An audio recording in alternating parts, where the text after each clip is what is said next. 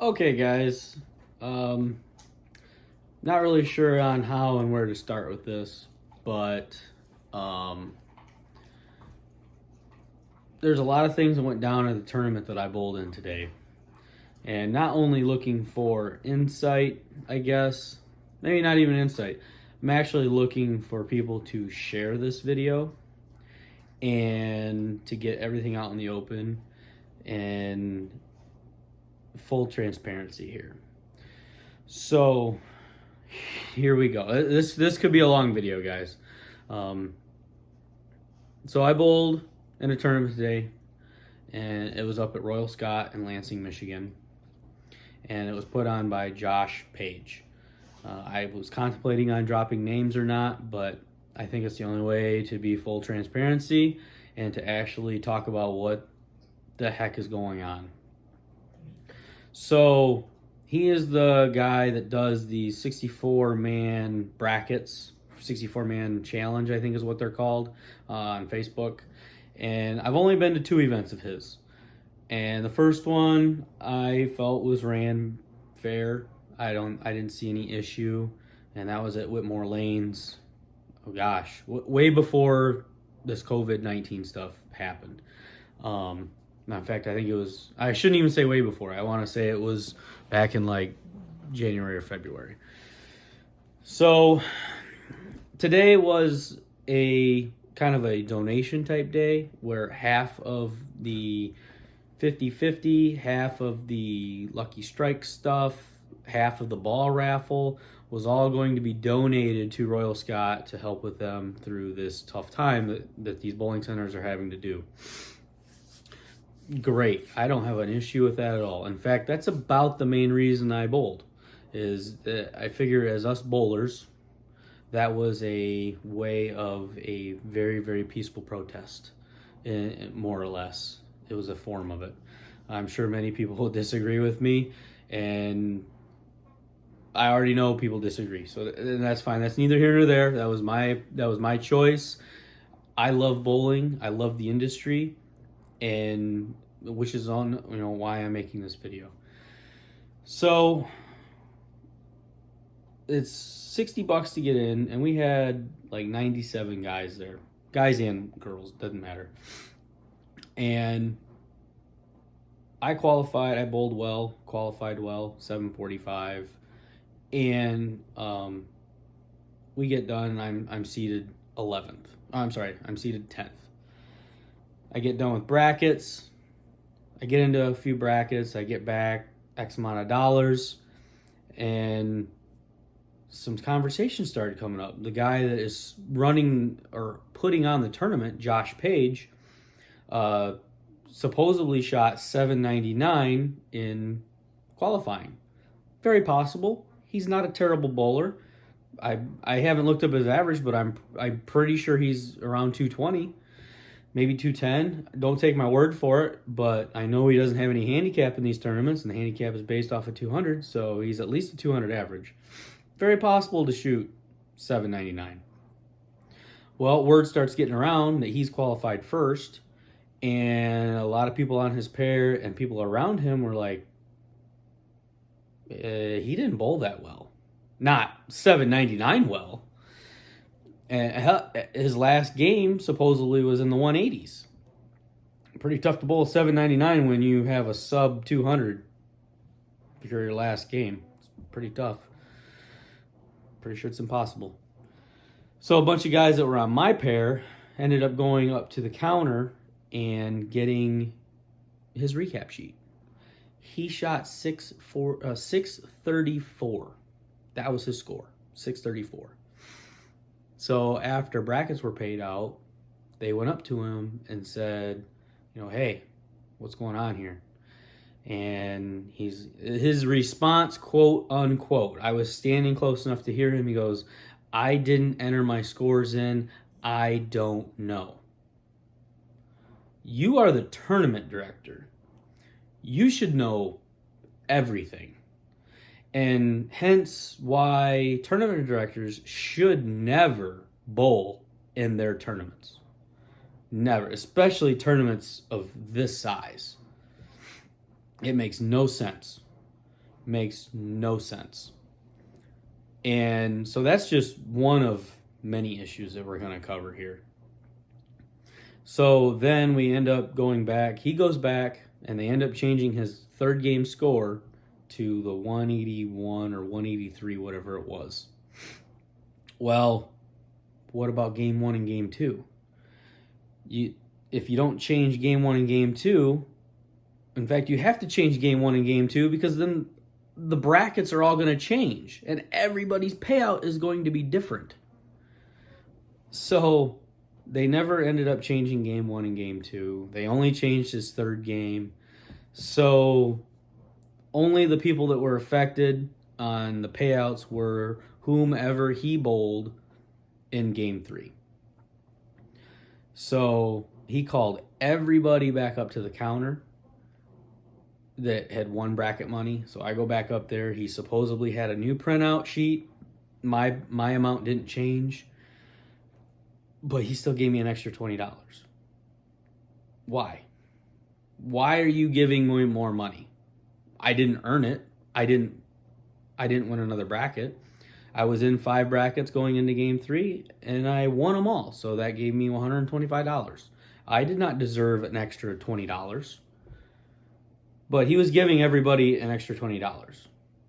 And somehow, him bowling a 634, he won, I saw the sheet, $750 approximately. It was 7 something. How do you shoot 634 and win $750? That was the original. $750 was the original from his $799. But they only changed game 3, so I didn't see his new amount. Okay. That's it with brackets. That's all I'm going to go with there, other than they never went back and refixed everything. Okay, so after the brackets, then we'll get into the lucky strike. I mean, there's no way to know on this one, but after hearing everything with the brackets and his score, it has to be a little fishy as well. So they gave away, they did 3 pulls at $80 a piece. So they gave away $240. So that means $240 went to Royal Scott. Not a problem. That was what this whole tournament was supposed to be for during this time. And I know for a fact, and we were talking, and everybody thought it was that number was a little low. And I'm feeling it's kind of low as well, is that between 3 tables, they bought basically $240 worth of tickets. So amongst 8 to 10 people bought $240 worth of tickets. My table alone bought 100 to 120. The table next to me bought 80. And the table to the other side bought 40. So that's basically the $220, $240 worth of tickets that was given away for winners. Now that means that the other 90 people in the place only bought $240 worth of tickets through the entire tournament, or all the people at the tournament. It's very hard to believe, especially knowing a lot of the people that were there, and they love to drop money. They love to drop money on that stuff. And plus it was going for a good cause. That was the whole point. So it's very hard to say that on that stuff, on the lucky strike or whatever he was calling it, was done wrong. I mean, I'm trying to gather my thoughts here. Trying to keep my composure. I'm just getting riled up right now, even just thinking about all this. So out of the $240 that was given away, out of those tickets that were at our table, you would have thought we would have been able to get one number drawn from us. I mean, we had half of the tickets, right? I mean, obviously it's possible, but we had half the tickets. No. All 3 drawings, not from our tables, not from the 3 tables that were right there. So, very, very interesting. Just crazy, just insane that not one, we had 3 pulls and not one was there. Going on to tournament fees and expenses. So it was $60 to get into this tournament. $40 went to the prize fund. $12 went to lineage. So $12 per head went to Royal Scott. $8 in tournament expenses. Now, don't get me wrong. I know there's a lot that goes on putting on a tournament. I've put on tournaments. I've helped with big tournaments. I've helped with many things. So I get it. But $8 at 100 people is $800. He's already been using the tournament software. He came on the PA system beforehand and said that the workers today are working, his workers for the tournament are working on donations only. The tickets aren't very expensive. They're what, $5-6 a roll. I mean, you can get them cheap. So he's already getting $800 for tournament expenses. It's his hometown, so he's not paying for hotels. He's not paying for anybody else to have a hotel. He's supposedly winning $750 in brackets.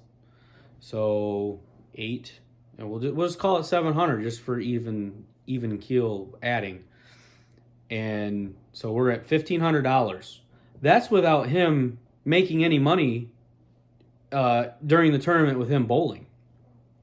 So if he won the tournament, that's $2,500. It's $1,000 to the top. In which he shouldn't be bowling anyways. Why are you even bowling in a tournament that you're already getting paid $800? And then so you're getting into brackets with house money. And house money's paying for your entry fee. Just morally wrong. It's just not right. And I know a few people that really wanted to go to town on him and whatnot. So, Josh, if you end up seeing this video, I'm extremely disappointed in how this tournament was ran today on on December, whatever today is, the 11th, 12th, whatever day it is. I could be way wrong now. Let me see if I can even see. The 12th, December 12th at Royal Scott. I mean, if you do end up seeing this video, because I really hope my friends share this video. I am going to put it on YouTube because people need answers for this. And it doesn't make sense on why. I mean, there was absolutely no transparency with brackets, scores. All you had was an alive list. You didn't have the brackets actually printed out on who was bowling who. And you didn't have a finalized bracket, how they do at state. I mean, you're using the same software because it was printing out the same. And I believe you're using T-Bracket 2018 or something like that, or 2016, because that's how that printout looks. So I am extremely disappointed. And because of how you ran this or how this tournament went down, I'm pretty sure you're going to have a lot of people not supporting you and your tournaments in the future. And unfortunately, this is why bowlers don't get into these things, is because of stuff like this. They don't trust the person in charge, and they don't trust what's going on. So please, my local, I don't even care if you're a bowler. My friends, especially my bowling friends, please share this video. This was uncalled for. If I didn't have so much invested into the tournament, I probably would have just walked out after qualifying. But I had qualified so high, I felt I had a chance at making good money. and it's one other thing I forgot to bring up. After qualifying, it took 2 hours to start match play because of this whole fiasco. 2 hours. In fact, I think it was a little over 2 hours. That's a long time. Should be like 15 minutes, 30 minutes tops. Also, another reason why you don't bowl in your own tournament. You should be running it. Very disappointed. Very upset. A lot of my friends were upset. Unacceptable. Completely unacceptable. So, like I said, everybody, this is going to go on my YouTube channel. So please share. In fact, I would even more appreciate it if you guys shared right from my YouTube channel. I will put the YouTube channel and the link in the description below. Yeah, there's only one way to expose these types of people, and hopefully it's saved on the computer. Hopefully he would just end up printing it out and posting everything. That's the only thing I think is probably going to save his ass right now. So yeah, thank you guys. The long rant. I think this is about 16, 17 minutes. I ended up splicing it. You're going to see it cut together. In the middle somewhere around 7-8 minutes. So thank you guys for listening. Check out the YouTube channel. There's lots going on there. We finally hit 200 subscribers the other day. I think we're up to 204 today after I live streamed the tournament. So please support, please like, subscribe, and let's see if we can get answers from this guy. Peace out, guys.